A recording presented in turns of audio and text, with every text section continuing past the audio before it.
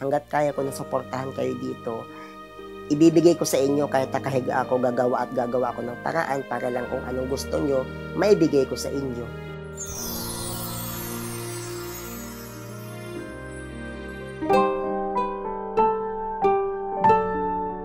Yung nag-aasikaso sa akin dito, yung tita ko, na asawa ng tito ko. Nandiyan po sila sa baba. Pag ano pong kailangan ko dito, siya lang po yung tinatawag ko.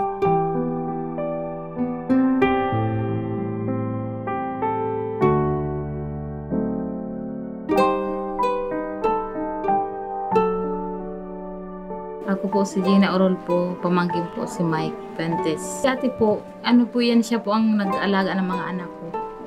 Hindi pa siya ganun. Parang anak ko na lang po yan kasi talagang simula nag-asawa kami ng tito niya, siya na ang ano, yung parang alalay ko din.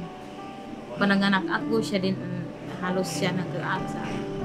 Kaya yun din, parang sinuklan ba.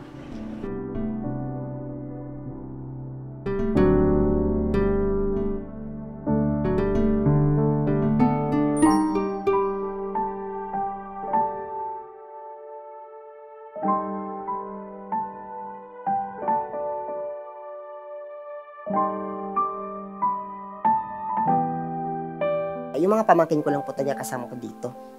Bali yung mother po nila nasa ibang bansa po, DH po sa Malaysia, kaya ako po yung iniwanan.